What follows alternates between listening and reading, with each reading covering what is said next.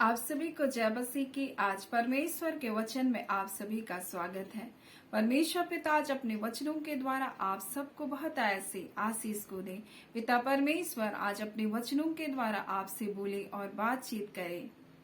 और हम लोग आज परमेश्वर के वचन से जिस बात को सीखेंगे वो है, आपको परमेश्वर ने सामर्थी बनाया है। अपने अधिकार को आप जाने और परमेश्वर आपके दासत्व को आपकी आशीष में बदलने जा रहा है।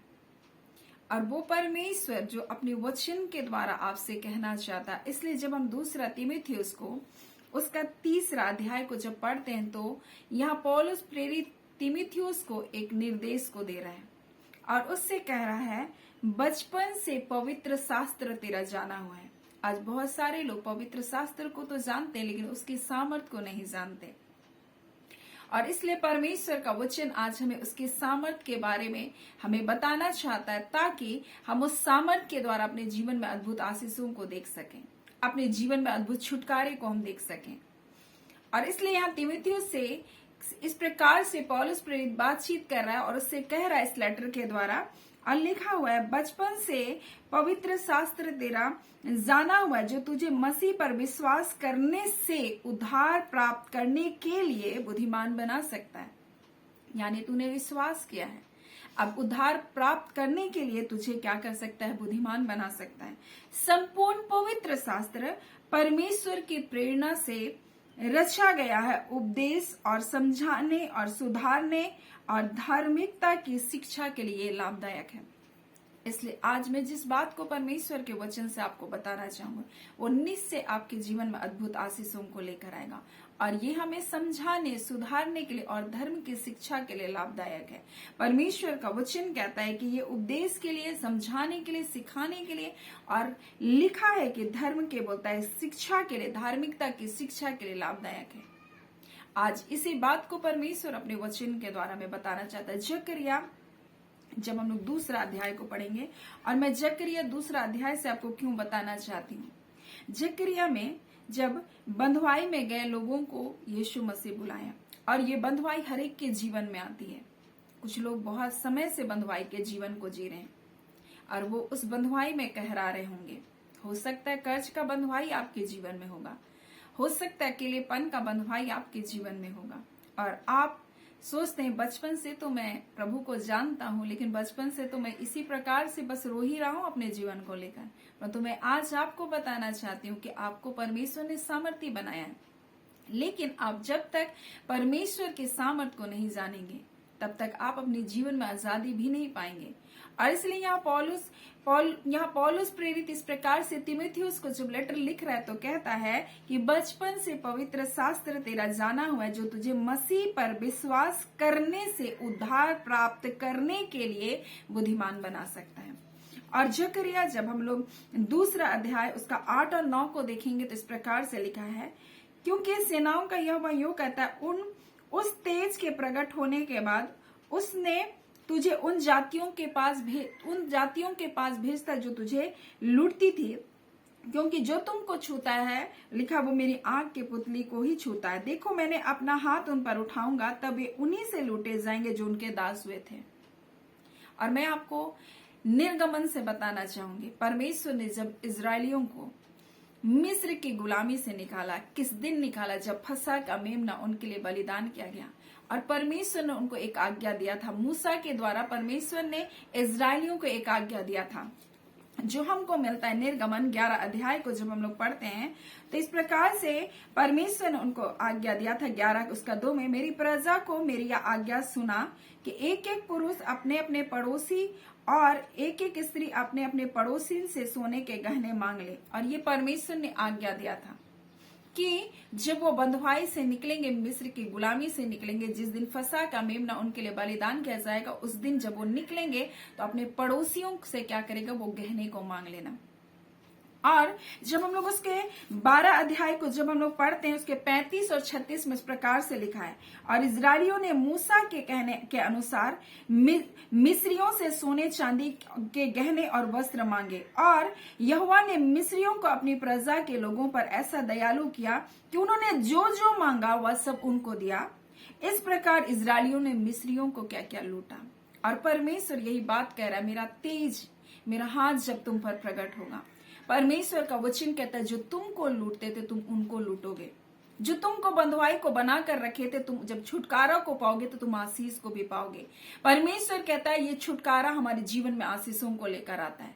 और इसलिए परमेश्वर का वचन इस प्रकार से नीति वचन में लिखा है, चोर अगर बोलते भोजन के लिए अगर चोरी करे तो कोई इसको तुच्छ नहीं जानता है, लेकिन जब वो पकड़ा जाता है तो उसको 7 गुना क्या करना पड़ता है, भरना पड़ता है। यानी कि ये शैतान कौन है, चोर है। शैतान क्या करता है, चोरी करता है, हत्या करता है, घात करता है। शैतान क्या करता है, आपको गुलाम बनाता है, पाप बुराई में, नाना प्रकार के व्यसनों में, गरीबी में, हम बीमारियों में, ऐसे प्रकार के कई प्रकार के दासत्वों में आपको बांध कर रखता है। लेकिन परमेश्वर का वचन इस प्रकार से कहता है, जब फसह का मेमना बलिदान किया गया, उस दिन जब वो निकले तब उन्होंने मिस्रियों को क्या क्या लूटा, और उनसे जो जो चीज उन्होंने मांगा सब कुछ क्या क्या उन्होंने प्राप्त किया, वो कुछ भी नहीं बोल सके।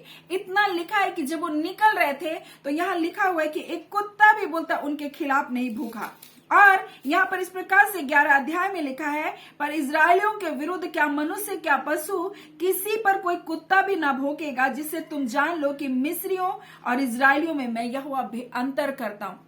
और परमेश्वर कह रहा है जब तुम निकलोगे तो तुम्हारे खिलाफ कोई भी नहीं बोल पाएगा। और परमेश्वर यही बात परमेश्वर अपने लोगों को आज्ञा के रूप में दिया था कि जब तुम बंधुआई से निकलोगे तो तुम क्या करना, अपने अधिकार का इस्तेमाल करना और तुम मांगना, और जब तुम मांगोगे तो तुम्हारे लिए सब कुछ हो जाएगा। मेरे प्रियो, मैं आज आपसे क्या कहना चाहती हूँ, मैं आज आपसे ये कहना चाहती हूँ कि पवित्र शास्त्र आपका जाना हुआ है, बचपन से आपका जाना, यह आपकी शिक्षा के लिए दिया गया है, आपको समझाने के लिए दिया गया है। और परमेश्वर कहता है कि जब उसका तेज यानी उसका आत्मा जब आपके जीवन में प्रकट होता है, जब परमेश्वर ने अपने बेटे यीशु मसीह को आपके लिए दे दिया, वो फसह का मेमना बनकर आपके लिए आया, वो आप उसका लहू आपका छुटकारा है, और पवित्र आत्मा वो सामर्थ्य जो आपके जीवन में है। और जब सब कुछ आपके पास है फिर भी आप रो क्यों रहे हैं, फिर भी आप उन दासत्वों के जकड़न को आप क्यों करके अपने जीवन में लेकर बैठे हैं, वो आपके जीवन में काम नहीं कर सकता है। आपको उसको अपने जीवन से हटाना होगा, स्वयं हटाना होगा, परमेश्वर कहता है। और इसलिए ये वचन परमेश्वर ने हमारे लिए दिया, और परमेश्वर यह इस प्रकार से मूसा को एक आज्ञा के रूप में दिया था कि तुम इस प्रकार से मेरे लोगों से कहना। और जब वो निकलने वाले थे तब उन्होंने जो जो कुछ मांगा वो सब कुछ क्या क्या उसको देना पड़ा। क्यों कर, क्योंकि परमेश्वर का वचन इस प्रकार से कहता है कि परमेश्वर मिस्रियों और अपने लोगों पर भेद करता है, वैसे ही परमेश्वर ने आपको अलग किया है, इस संसार में से चुनकर आपको अलग किया, अपने बेटे यीशु मसीह के सामर्थ से उसने आपको भरा, उसके लहू से आप शुद्ध कर दिए गए हैं। और इसलिए जब आप प्रार्थना करेंगे आपके जीवन से सारे बंधन क्या होते जाएंगे, टूटते जाएंगे। ना सिर्फ बंधन परंतु वो आशीषें भी आपके जीवन में आएंगी, और शत्रु उन आशीषों को देने से आपको रोक नहीं सकता, वो आपके खिलाफ कुछ भी नहीं बोल पाएगा। और ये परमेश्वर ने आपके जीवन के लिए रखा है, लेकिन आप रोते ही ना रहें। और इतना ही नहीं, लेकिन इसके आगे परमेश्वर ने कुछ और बातों को भी रखा हमारे लिए। और जब ये मिस्रियों को लूट करके निकले, परंतु आगे चल के जब हम लोग 32 अध्याय में पहुंचते हैं तो इस प्रकार से लिखा हुआ है, तब हारून ने क्या किया, उन सब से उनके सोने और उनके जितने गहने थे मांगा, और उनके लिए सोने का बछड़ा ढाला, और उसे कहा यही तुम्हारा परमेश्वर है। मेरे प्रियो, परमेश्वर हमको आशीष भी देता है, लेकिन उस आशीष को कहीं हम अपने लिए देवता तो नहीं बना लिए। परमेश्वर हमको छुटकारा तो देता है, हम जब प्रभु में आते हैं, हम जब उसके प्रेम से भरे जाते हैं, परमेश्वर हमारे जीवन में अद्भुत आशीषों को तो देता है, लेकिन कहीं वो आशीष हमारे लिए ईश्वर तो नहीं बन गया, कहीं वो धन हमारे लिए ईश्वर तो नहीं बन गया, कहीं वो नौकरी हमारे लिए ईश्वर तो नहीं बन गया, कहीं वो परिवार हमारे लिए ईश्वर तो नहीं बन गया, कहीं हमारा शरीर हमारे लिए ईश्वर तो नहीं बन गया। आज बहुत लोग अपने शरीर के पीछे इतना ध्यान देते हैं, और उनको सिर्फ अपना शरीर ही दिखाई देता है, और वो शरीर के लिए सब कुछ करते हैं, वो आत्मा के लिए कुछ भी नहीं करते। और इनके लिए इनका धन ही क्या बन गया, ईश्वर बन गया। उन्होंने जिसको परमेश्वर ने आशीष के तौर पर उनको दिया, छुटकारे की आशीष के रूप में उसके जीवन में दिया, उसी को उन्होंने क्या बना लिया, अपना ईश्वर बना लिया, और उन्होंने परमेश्वर को छोड़ दिया। तब परमेश्वर ने उनको भारी दंड दिया।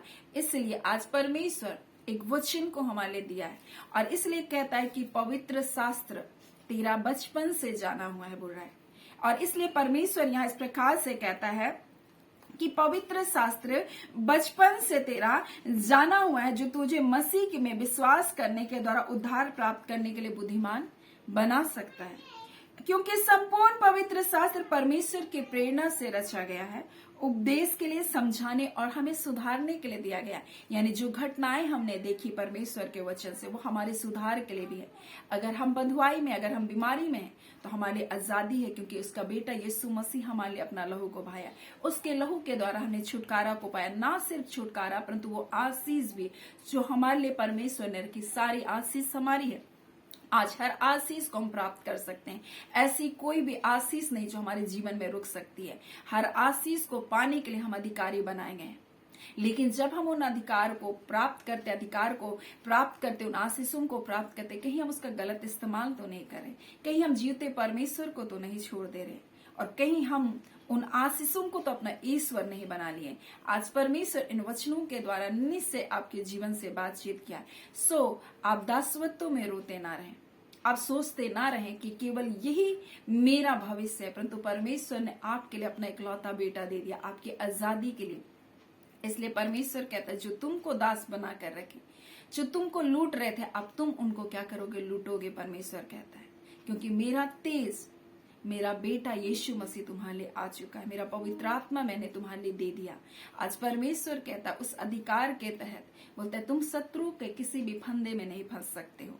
तुम आशीषों को पाने के हकदार बनाए गए हो, लेकिन उन आशीषों को कहीं तुम ईश्वर ना बना लो। आज परमेश्वर इन वचनों के द्वारा आपसे कहना चाहता है। परमेश्वर पिता इन वचनों के द्वारा आप सबको बहुत से आशीष को दे। आमीन। आइए हम प्रार्थना करेंगे। धन्यवाद देते हैं जीवते सच्चे सामर्थ्य पिता परमेश्वर, प्रभु यीशु मसीह के मधुर मीठे नाम से पिता आपके निकटता, आपकी हुजूरी में आते हैं। आपके एक प्रिय लोगों को आपके निकटता में लाते हैं। खुदावन परमेश्वर, हम सब मिलकर जब आपके सिंहासन के पास आते हैं, खुदावन परमेश्वर आपके नाम को धन्य कहते हैं। आप आदर के योग्य, स्तुति के योग्य, प्रशंसा के योग्य हैं पिता परमेश्वर। प्रभु जी, आपने अपने पवित्र शास्त्र को इसलिए दिया खुदान प्रभु, ये हमारे लिए, हाँ पिता, उपदेश के लिए प्रभु। आप हमें उपदेश देते हैं प्रभु कि हमें क्या करना है, क्या नहीं करना है प्रभु जी। आप हमें समझाते हैं, आप हमें सिखाते हैं प्रभु जी, ताकि परमेश्वर हम धार्मिकता के शिक्षा में आगे बढ़ते जाएं और प्रभु हम सिद्ध बनते जाएं। आप चाहते हैं कि हम सिद्धता की ओर बढ़ते जाएं। खुदावन परमेश्वर, जितनों ने इन वचनों को प्रभु सुना है, उनके जीवन में प्रभु जी आप इन वचनों के द्वारा प्रभु जी एक सचेती और एक चौकस का जीवन को जीने के लिए सहायता कीजिए। जितने रोग दुख बीमारी में खुदावन परमेश्वर, यीशु के नाम से वो चंगे किए जाएं। जितने दुर्बलताओं कमजोरियों में वो नया बल को प्राप्त करे खुदा। जितने बंधुआई में आज सारे बंधन टूटे यीशु के नाम से। हाँ पिता परमेश्वर, जितने अपने तकलीफों में परमेश्वर गुलामी के जैसा कहरा रहे हैं प्रभु जी, अपने व्यसनों को लेकर, अपने परिवार की हालातों को लेकर, आज आपके बेटे यीशु के नाम से वो आजादी को पाए। और खुदावन परमेश्वर, इसी घड़ी प्रभु आपका सामर्थ्य उन्हें स्पर्श करे। हर प्रकार के बंधन, बंधुआई की आत्मा उनके जीवनों को छोड़े यीशु के नाम से। जितने अपने परिवार के लिए प्रार्थना करें, अपने पति, अपने बच्चे, अपने घराने के लिए, अपने लोगों के लिए प्रार्थना करें, अपने भाई बंधुओं के लिए प्रार्थना करें, हाँ खुदान अपने प्रिय लोगों के लिए प्रार्थना कर रहे प्रभु जी। हाँ पिता परमेश्वर, जितने परमेश्वर जो पिता संतान नहीं है प्रभु, अपने लिए प्रार्थना कर रहे प्रभु, हर बंधन यीशु के नाम से आज टूटने पाए।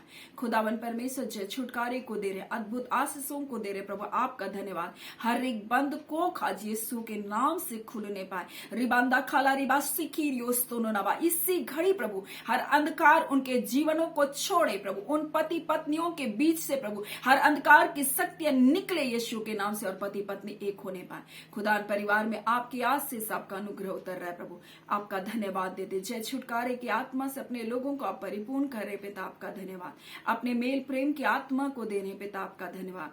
अपने शांति, अपने आनंद से अपने लोगों को आप भर रहे पिता, आपका धन्यवाद। हाँ पिता, के एक बच्चे परमेश्वर प्रभु जी स्कूल कॉलेजों में पढ़ते हैं प्रभु जी, हर एक परमेश्वर प्रभु जी शिक्षा संस्थानों में जो पढ़ते हैं प्रभु, अपनी शिक्षा को ले रहे प्रभु, अपने डिग्री को ले रहे प्रभु, हर एक को बुद्धि ज्ञान को दीजिए। आने वाले समय में पिता जितने एग्जाम है प्रभु, उन बच्चों को प्रभु जी आप बुद्धि ज्ञान से परिपूर्ण करें। हाँ पिता परमेश्वर, जितने मेडिकल के एग्जाम है प्रभु जी, हर एक को प्रभु जी आप परमेश्वर उत्तम स्वास्थ्य देकर प्रभु जी इस एग्जाम को लिखने के लिए प्रभु आप सहायता प्रदान कीजिए। हम धन्यवाद देते हैं, आप अद्भुत सहायता को अपने लोगों को देते हैं प्रभु जी, जय छुटकारे को देते हैं पिता, आपका धन्यवाद। अद्भुत आशीषों को अपने लोगों को दे रहे हैं। जितने लोग प्रभु दान भेंटों को देते हैं, प्रार्थनाओं को करते हैं, सेवकाई के लिए प्रभु प्रत्येक को ब्लेस करते हैं प्रभु यीशु के नाम से। जितने प्रतिदिन इन सेवकाई में जुड़ते हैं उन पर आपका आशीष, आपका अनुग्रह भरा हाथ बना रहे पिता। प्रार्थना यीशु के नाम से मांगते हैं, दया सुन अनुग्रह से ग्रहण कर लीजिएगा। आमीन।